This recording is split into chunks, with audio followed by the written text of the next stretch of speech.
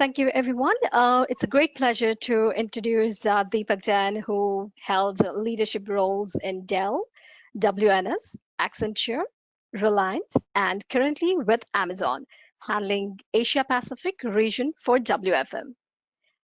He's a result-driven dynamic professional offering 21 years of experience in WFM, setting up WFM COE, strategic planning, budgeting, capacity planning, demand planning, project, P&L management, and B2B. He had opportunities to build WFM teams from scratch and scale it across the globe. He has a proven track record in client management, people development, with a strong focus on operational excellence, process control, and continuous management. He is an expert in re engineering and improving processes to achieve goals and policies while controlling costs, minimizing redundant work, reducing manual work, and increasing profitability. He strongly believes in a supportive and motivational style of leadership, which help him to manage highly energized and focused teams comprising of talented senior managers and business analysts, helping them to strive towards the highest level of achievements. Please welcome Deepak Jain. Thank you. Thank you so much, Thank you Padma. so much.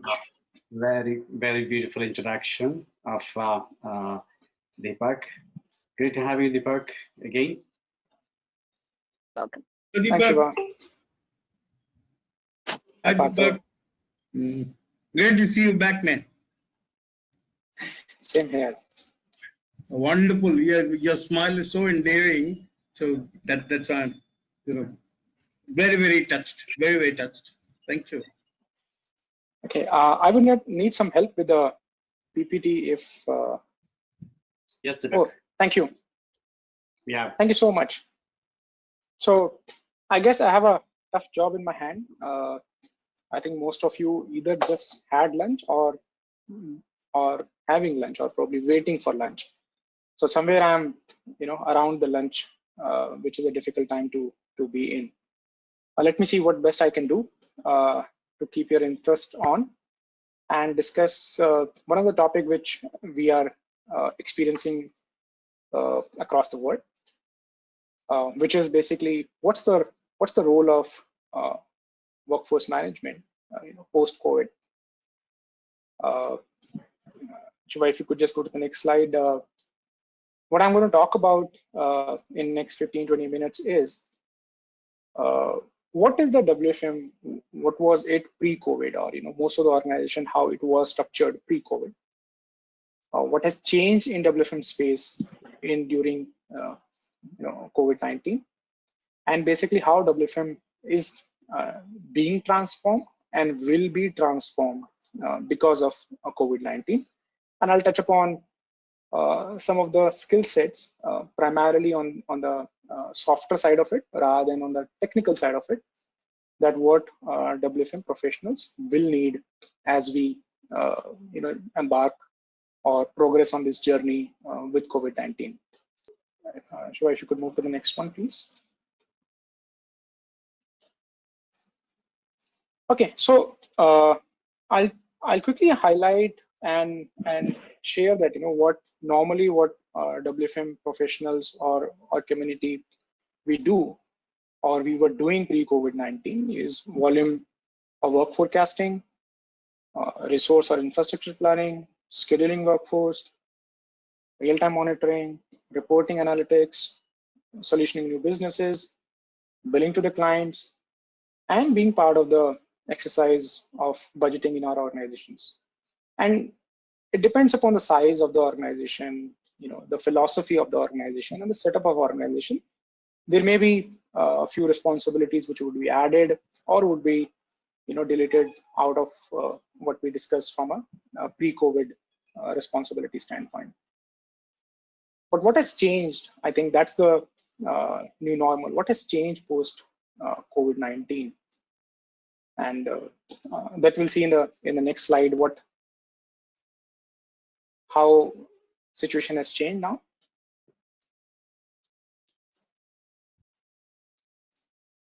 So these two pictures basically all of us are aware of it.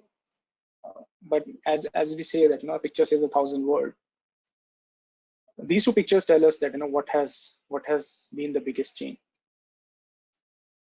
Old established norms that we used to have in the industry are basically either challenged or no longer exist. Some of the things have been wiped out from the canvas itself. That those things are not there. Few things are. One, you can always see offices are no more a place for people to go and work. Our home have become our workplace. Another important aspect that has changed is, and which has basically enabled work from home as well, is the security norms, info security norms. Old thought process, and I would not say it old, probably even it exists in some shape of the form even now, that info security cannot be challenged. I think COVID-19 has given us a way to find out and given us courage to challenge the established norm that whether info security is really non-negotiable, or is it something that can really be relooked at. Demand versus supply was another old established norm, wherein we used to think supply always has to match the demand. It's demand that drives the supply. In the battle of demand and supply, it's always the demand who used to win and supply used to follow. What COVID-19 has taught us is actually supply can also influence demand. Once we have gone into COVID situation, a lot of organizations have gone back and adjusted that what can we serve rather than how do we plan to serve what is coming in. Business continuity planning is another aspect. Normally in the planning cycle, what we used to see, business continuity used to be probably in the middle of the solutioning or towards the end of the solutioning, or most of the time could be a paper exercise, so to say. Not everywhere, but at places.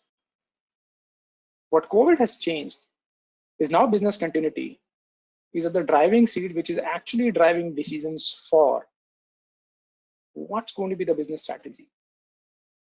Are we going to change our location mix, location strategy, population mix, workforce mix, what we offer? The whole thing is changing, considering whether it would support BCP and the large scale BCP that we are talking about now. Another thing that has changed is the change in the mindset. Earlier mindset that we used to have, apart from not working from office and working from home, is we always wanted best of everything. We want best of the talent, we want best of the quality, we want best of the offices, we want best of the clients, we want best of the compensation, we want best of the margins. I think then the shift that has happened is it has taught us to be, or basically forcing us to be, it lies somewhere in between, to be satisfied with what's feasible, how much we can do, how much we can actually get done in this time. And that's a big change in the mindset. Earlier workforce models, and why I'm saying earlier, I'm talking about earlier as in 3-4 months earlier, not years back. The whole system was designed around, and primarily I'm talking from a contact center standpoint, that how can we monitor workforce, how can we control the workforce, how can we put reports, matrices in place to see that productivity is coming in. With work from home, with the change scenario, I think now it has changed to having more trust in the people. It has become more output based rather than input and governance based. And that's a big shift in the mindset of all of us, and specifically for workforce community, because we normally see everything from a lens of data, whether it is right or wrong, mostly things are binary for us, which is not the case anymore. And I think what it has helped us is considering the human aspect of angle to productivity. We may be okay with not getting the the right occupancy that we were getting some point of time. We may be okay with people taking more time in between their shifts, or probably taking more time off from the production time. And to me, acknowledging that need and actually working towards factoring in our plans, it's a big change in our mindset. And all this put together, what it is doing to all of us, it is changing our thought process. It is forcing us to think different. It is forcing us to think which is not normal, which has not been what we have been doing for years. And the change in the mindset and the change in the scenario is basically resulting in the transformation of WFM fraternity in the present scenario, and making us ready for what's going to be for us in the near future. Okay, now I'm going to touch upon a few of the aspects of how basically WFM is now transforming, how WFM is getting transformed with COVID-19. We have always been, as a, from a process standpoint, we'll do forecast, we'll be extremely passionate about getting the right forecast. Then we'll go with respect to planning, putting the right planning to meet those forecasts, and then scheduling people, and then doing the real time. That's how the normal process for us goes by. Now, the shift which is happening is, while planning remains an important aspect of what we do and will always be, execution suddenly has jumped up the place, and execution has become more important than planning. How fast we can act, how much we can move our capacity, how soon we can move our capacity to manage the volatility has become the norm of the day now. Because whatever we plan, we don't know that how scenario is going to be tomorrow. Which means in the whole process of workflow planning has changed a bit, wherein real time has really become extremely, extremely important. We may have a workforce working for us today. We may get to know that that workforce is not available tomorrow, or part of that workforce is not available tomorrow. How do we deal with it? Electricity failures were never part of our planning. I think those are finding place in our planning now, and more effort is being spent on how quickly we can change the scenario, how quickly we can react or respond to something that would happen on a real-time basis, which would force us to change our strategy. And during previous notes, Nadia mentioned about reforecasting and doing resimulations 2 to 3 times a day.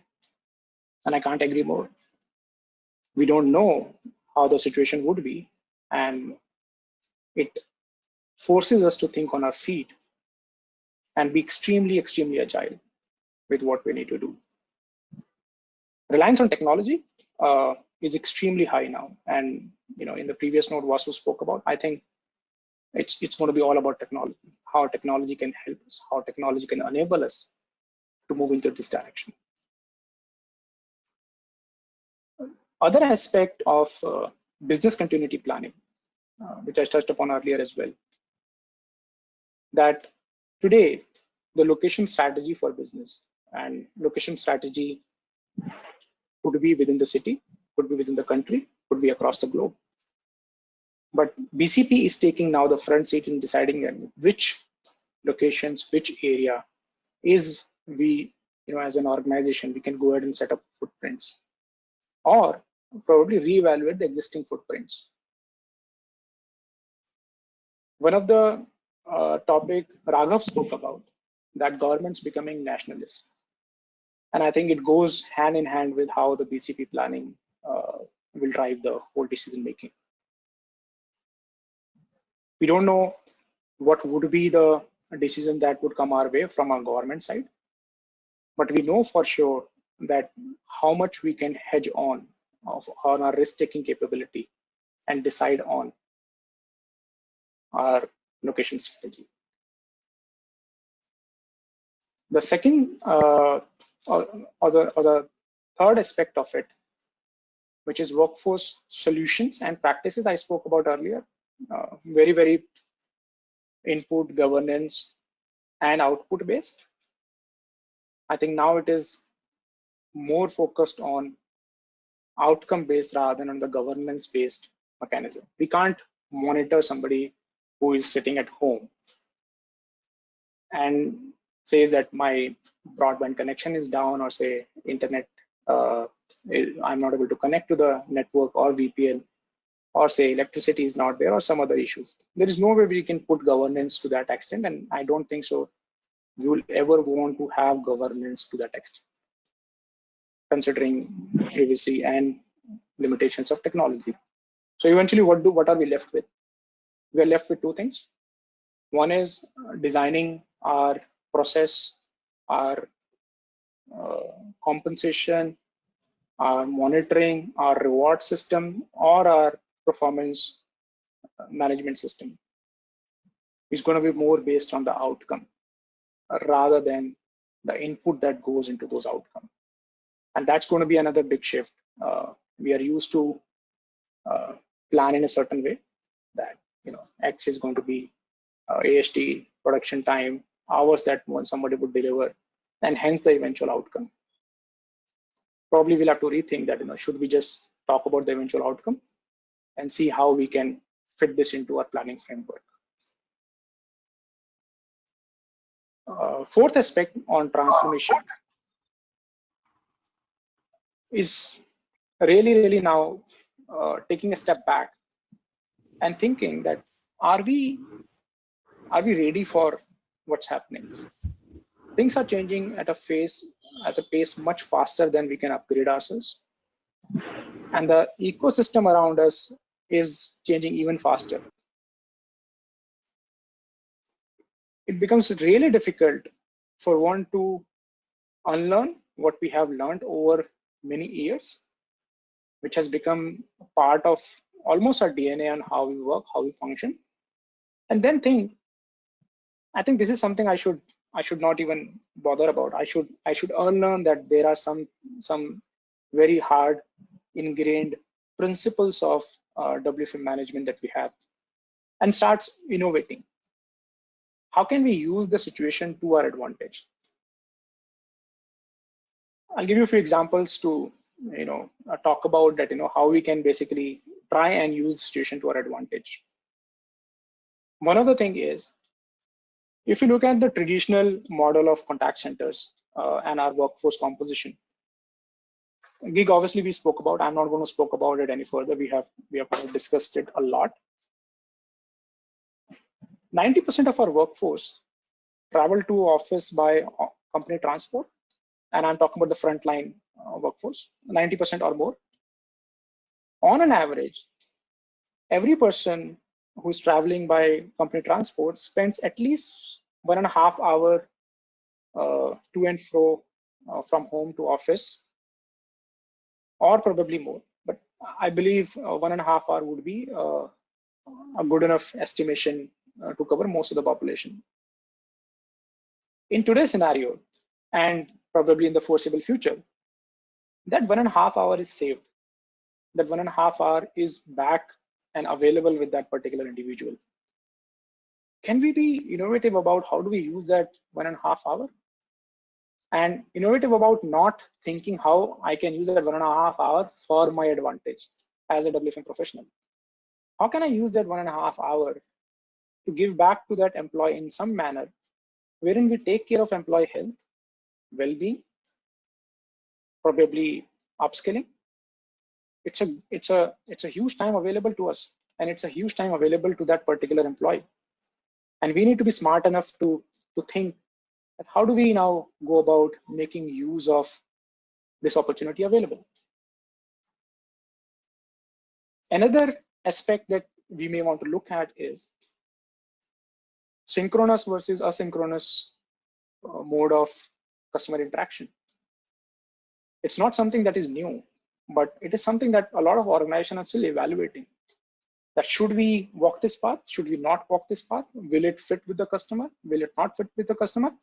And some of organizations have taken baby steps. Some of them have moved forward, and some of them are still thinking that whether we should go this path or not. I think that's an interesting aspect that we must look at. That will this be an opportunity for us to push forward and discuss some of these things, which can be could be game changing for certain organization, could be a leap forward for certain organization, and could be BAU, but making it better. Voice channel versus non-voice customer service channel. I think this mix has already seen a shift over the years. Voice is slowing down a bit and non-voice is increasing a bit. Can this be an opportunity for us to really use it to our advantage? I think that's another aspect that we must look at. Not leaving out the option for self-service. I think self-service has been there, and as an industry, we have been trying to promote self-service and move to a self-service model for long. I think this is an opportunity which gives us enough reason to really now push for self-service. When offices were closed, we were not around, or we were not able to service customers around the clock. Some of the self-service did take place. It was forced. Can we use that to our advantage to ride on this and make it more user-friendly for customers? Can we look at this as one of a prominent channel and can force? I think that's another opportunity. The last opportunity, I think, what I want to talk about on this particular aspect, on wearing thinking hats, I think we need to become more inclusive now. Trust is going to take over monitoring. Employees will have need that were not existing before. People who are in offices could meet. As human, we are social animals. We need to interact. We need to talk to people. Do we think that having us time only for social connect, though virtual, could be a norm that may become part of our planning? I just want to leave this thought with you, that are you, and I would like to hear either as part of the comments or when we do a Q&A. Do you think this or do you see this need coming in as part of the ask from employees or the business to us? And if yes, then how do we baking in this into our planning system? Moving on to the next one, to reskills ourselves and our workforce. And I'm going to talk more about the not the core skill aspect of it. I'm going to talk more about the behavioral aspect of it, because skill aspect, I think we have discussed a lot. We have shown in last 3 to 4 months that we can quickly adopt. We can act very fast, and we can respond to scenarios in short duration, and probably not so short, but in the duration that we have available to us. But question to us is, will only adaptation will help in the long run? 3 to 4 months we could do, we have done good. But is only adaptation going to help us in the long run? I personally think answer is no. Because what we have adopted will become a new normal very, very soon. And it is already getting into becoming a normal. Then what do we need to do? Many jobs that were existing pre-COVID either have shrunk really, or probably will cease to exist in some time. Then what is going to be the new jobs that will come up during COVID, or say once we kind of over with the COVID, hopefully soon? what's going to be the new jobs that are going to be in the market? What's going to be the skill requirement that will be there, which will be in demand, which will be in need, which people would look for? That's something we must start thinking. If you ask me, I don't think so. Any one of us will have a very clear answer that how this situation is going to unfold and how the new job market would look like.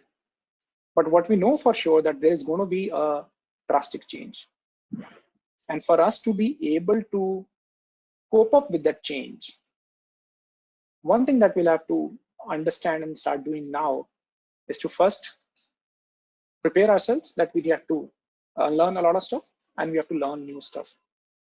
As long as we are ready to walk that path, I think the future is going to be a bit smoother for all of us. And that's going to be the order of the day very soon. Now coming to what could be the, and I'm saying what could be the future skill set for WFM leaders. And why I'm stressing on could be, because I can't really crystal gauge and find out, but I think whatever I have learned over a period of time and what I can gather from the discussions with people in my organization, outside my organization, friend circle, and say a community like GWFM, that one of the key aspects that we'll have to imbibe in our skill set is going to be, how do we shift from being a business enabler? We call ourselves as support function or enabling functions across industry. I think we must challenge ourselves that can we wear a hat of a business owner now? I don't think so we should restrict ourselves to providing Excel sheets, business inputs, and standing outside the boardroom to give a piece of paper before a strategic meeting is going to start. That look, this is what you should go and talk about.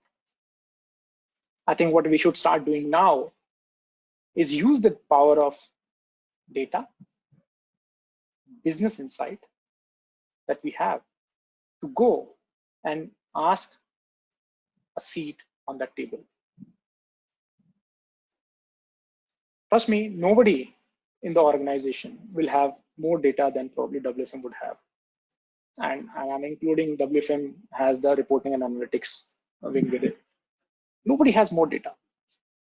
And having so much of data and not making use of it to get the due recognition and get the, I would say, a much deserved seat in the strategic discussion is something we must strive for and must get.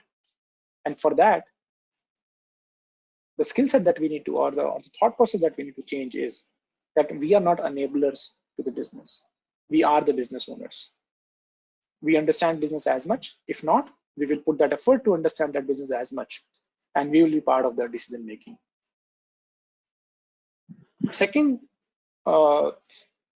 skill set, and when I'm saying skill set, because I'm talking about management style, which comes into behavioral aspect, but it is a skill that we need to develop. That now culture has changed a lot.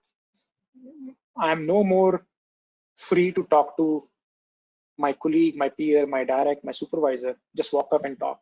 That's no more there. And we have been used to working in this environment for long years. Have we developed the mindset? Have we developed the skill set to manage a remote workforce? Can a video conversation be a substitute to an in-person conversation when I'm having a performance discussion? Few months back, answer could have been no. Today, answer may not be resounding yes, but answer is that's the only option. But have we upskilled ourselves to be doing a real good job in that? If you ask me personally, I don't think so I have done that. Do I realize that need? Yes. Do I think I need to learn this? Absolutely yes. And can I survive and can I succeed without this? Absolutely no. And hence I want to put it forward to all my friends from WFM community that we must now start thinking in this direction. Third aspect is to utilize the availability of talent available. Raghav touched upon this, and I think he made that point absolutely clear and very, very beautifully put. That lot of constants that we had in our mind or posed by our organization or posed by the business that we operate, support, and the way we are structured to tap into some of the labor markets, we could not. That whole pool is available to us now. It doesn't matter whether I work from Hyderabad in India or I work from any other part of the world, as long as I'm connected through a VPN or I'm connected through a common channel wherein we can interact. It just doesn't matter. Then such a big barrier to talent acquisition which has gone out of our way, how can we make use of it? How can we be more innovative here? How can we actually get and tap into and convert those, I would say, unutilized opportunities into opportunities or into enabler or into our co-worker, peers, supervisors? I think that's a big opportunity that lies ahead of us and that we can help our organizations with. And in the last, just wanted to emphasize the point because it's one simple line, but it has potential to change the way we work, we think, we plan.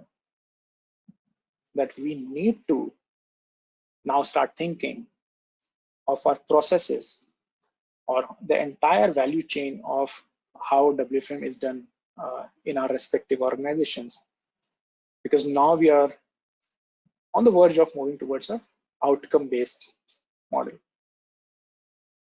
Then how do we now start thinking about and changing it? I really hope that COVID scenario is going to be over and situation will change, but I'm absolutely certain situation is not going to change to what it was. And hence, we don't have to wait to change our mindset and upskill ourselves. I think we should start this journey sooner than later. That's pretty much I had to share with you all. Thank you so much for listening, and I'll be happy to take questions if you may have. Shiva, over to you. Thanks, Deepak, for very comprehensive presentation on the transformation and post-COVID and WFM situation and the skill set required, for the WFM professionals, which is really very important. That is the evolving role of WFM. Very well narrated. Let me see the answer if there are any questions. We have Sandeep. Sandeep is asking a question. I'm unmuting. Hi, Sandeep. Hi, Shiva. Thanks for unmuting me. First of all, Deepak, thank you so much for presenting the pre-COVID and post-COVID situation. Of course, I think it was really insightful, and you covered some of the most important topics on skill sets, which I believe is going to be a game changer in workforce management. And I didn't have a specific question per se. I did have a comment and a follow-up question, kind of a question. So I wanted to say that before 6 months before now, if someone would have asked me that you're going to be 100%, when will you be 100% work from home in your organization? I would have probably laughed at that person and told them probably 5 years from now, or given a very hypothetical number to him. But here we are, in an organization as big as us, we're at a 85-90% work at home model and being very successful and being able to move that. I think one of the key enablers of that was, the entire workforce planning. And as you rightly mentioned, that we're slowly moving into an outcome-based environment as opposed to an input versus a result model. I think that's going to be the norm. It is very important to maintain the balance between the two. As you said, we are moving into a model of half workforce. I did have a comment on where the workforce is being done from, whether it is work from home or from office, will still have an impact a little bit, purely because of the labor cost and stuff. But primarily from the work that is being done, I think that really doesn't matter where it's being done from anymore. Um, Along with that, I did have a one quick question as to, what is your thought on the pricing methodologies being changed in future with this, extended or balanced workforce model? Thanks, Sandeep. Thanks for the question. So if you ask me from a pricing standpoint, I think the fundamentals of pricings are not going to change a lot. However, the revised scenario may influence some of the aspects of the pricing. As we all know that the one of the two top component with respect to say from a contact center pricings are IT investments and the human capital investment. So I think to enable work from home, there would be some spends that will get in terms of IT, and IT will see more investment, and those investments somewhere would become part of the price. Labor cost, on the contrary, I think since real estate cost may not be the cost that will get factored or will get incurred, or will be an incremental cost that will come our way, we'll gain some on the fixed cost standpoint. Now, it depends upon whether the gain in the fixed cost is able to offset the investment in the technology or not. But I think it would depend upon pretty much from an organization to organization, type of deal that you're going to get, what's the requirement. So there are a lot of components, but I think on a high level, I think these are the two components of cost which are going to change. And depending upon how those two components are playing, there would be an impact to pricing, considering all other factors remain constant. Does that answer your question? Yeah, to a great extent, Deepak. Yeah, just a quick comment there. A lot of things in terms of our productivity and occupancy during the first part, and I want to call phase one of the lockdown. In terms of our productivity was really high when we first moved into a work at home model, and now slowly we're going back to the normal numbers of genuine agent productivity. Was that a reason of employees being stuck at home and didn't know what to do, so they just worked, or whether it was a genuine increase in the productivity that only time can tell? But yeah, I mean, we are getting back into the norms of looking at normal trends on agent productivity. So just wanted to leave you with that comment, and wanted to thank you for your insightful inputs on workforce strategy. Thank you. I think there's one more question out here. Vasudevan PS. Hi, Vasu. You're free to ask question. Go ahead. Hi, thanks, Chef. Hi, Deepak. It was very, great insight on pre and the post COVID situation that you gave, right? So one clarity on the point that you made on demand versus supply, right? Now we usually cater to demand. Now you say that the supply is going to be a driving force, right? And we offer certain menu of services to the customer. So do you think that from the customer angle, right, certain services we are going to deny, and which will create a sort of customer dissatisfaction in those in the journey that we are into? Good question, Vasu. So when I say that supply is going to drive some of the demands, It was in I will answer it in two parts. What is in the short term? That I don't have enough supply.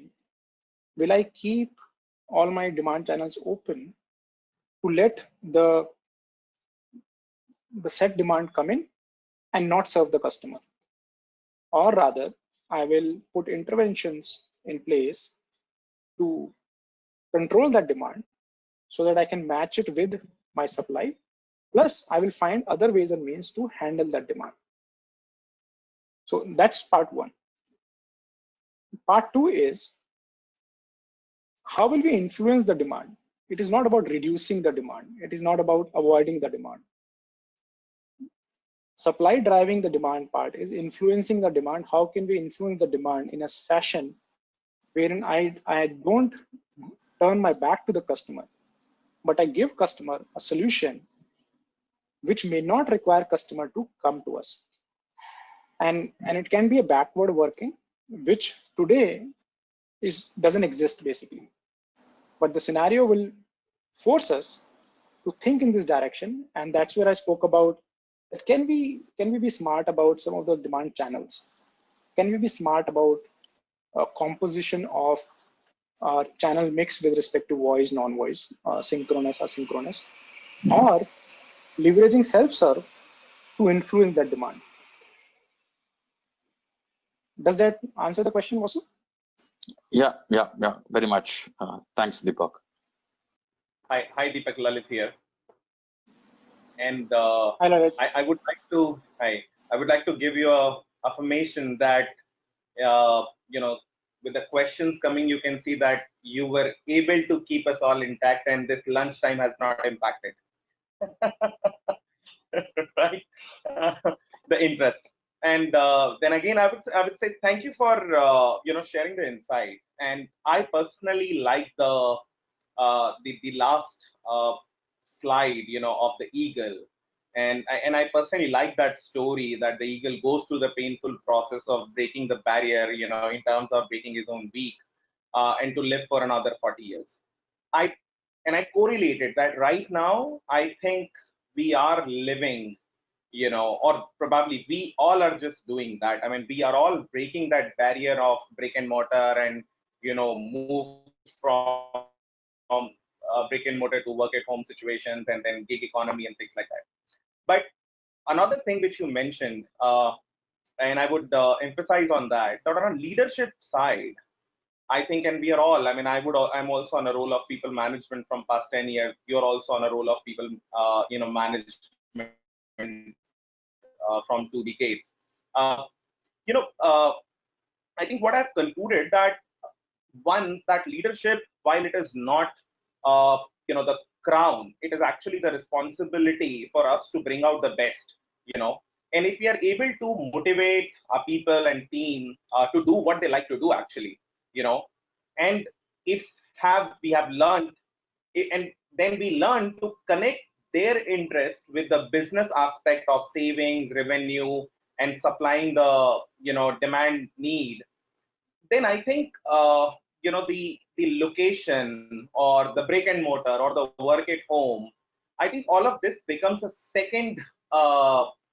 secondary variable, for us to satisfy, in terms of to satisfy their own hunger of fulfillment and satisfaction. What I mean to say that we will automatically get the best irrespective of the locations or ground rules we set for them, right? So with that said, I would like to courage to ask this question, that the big brands like Amazon and, some of the other customer services big brands are doing, or what kind of investments they are doing on the research of enhancing the interest or the tools, which would attract more talent. Okay. Thank you so much, first of all, for the affirmation, and I think what you narrated confirmed that, pretty much people were awake. So I'm really grateful for that. Thank you. Okay, but here I want to just apologize in advance. I cannot share some of the insights with respect to Amazon on this platform. So, Okay. Probably, we can connect offline, and I'll be happy to share, some of the things that probably I can share, if not all. Sure. But my apologies, I can't share on this platform that. No, that's fine. That's totally fine. Actually, the only, I mean, that gives me the answer that yes, there are research being done to make the talent, to the talent attraction better, and whether you work on gig model or whether you work on brick and mortar or work at home. The point is that over a period of time, the tools would be there, which would make it, which would make the work itself more attractive. And, you don't really have to go for a, I would say, micromanagement level that, hey, did you complete your 9 hours of shift and did you deliver that AHT or did you deliver that report or not, right? That's what I mean to say. Absolutely. And I just wanted to kind of, endorse that point, because I don't think so any organization can afford not to do this. Right. Thank you so much. Hardik. Thanks, Hardik. We have one You're question from Pragna Bishwas asking that, this is Pragna. My question is, how the paradigm shift in the WFM workplace due to COVID-19 is going to create a new impact in the organization workplace as a whole? Sorry, if I'm just rephrasing what I heard, Shiva, and please correct me if I got the question correct. That the change that is happening with workforce, how it is going to impact the organization. Have I understood the question correctly? Yes. Okay. So, look, workforce being, I consider workforce as a brain for the organization. Okay, that's the analogy I gave, because we plan what work or the volume is going to come in. We plan when to hire, how much to hire, where to hire. We plan how to put them. We manage their performance. So basically, we are the brain, and the rest of the functions in the organization work as hands, legs, and liver, kidney, and other important part of the body to function the whole organization. Now, if the brain gets impacted, either ways, okay, I'm talking about good or bad, but here I will talk about good. Brain gets impacted, obviously the rest of the body would get impacted. And the way workflow is going to change some of the things, specifically with respect to planning and execution, it will have a huge impact on organization. I'll just take a small example, and there can be many examples on this. Today, when the strategic discussion happens, mostly data gets converted into a financial metric or a well-being metric or a risk metric primarily, okay, and put into people for the judgment or the decision making. Now, most of this data has huge contribution for workflow or WFM going in. Now, the way we plan and the way we structure it will have an impact on how business decisions are going to be taken. So the short answer is, I think it has a huge impact. But this impact is where it is even more, wherein WFM has a seat on the table. Impact would be a bit lesser where that seat is not available to WFM in that table. Does that answer the question? That was the question came in through chat. I think I'll come back if there is anything required. Okay. Addition. We have Prachi again asking question. Prachi, let's have a quick question now. So Deepak, nice insights. First of all, big thumbs up to you for giving the idea around being a business enabler that we are currently to business owners, as a new cap or as a new part of that strategic decision making. So I really like that point. Make note of it. And the question is coming around the point that you made, where the shift of the focus will now be from the input and the governance to basically the output and the stuff that's actually materializing in the terms of productivity, in terms of matching the SLAs and stuff. And you mentioned a point specifically where you talked about self-service. I was really not sure of what you meant by it. So if you can just elaborate it with an example, would be very good. Absolutely. So Prachi, first of all, thanks. And I'm seeing that you have been pretty consistent and listening to the whole conversation. So that's a good thing.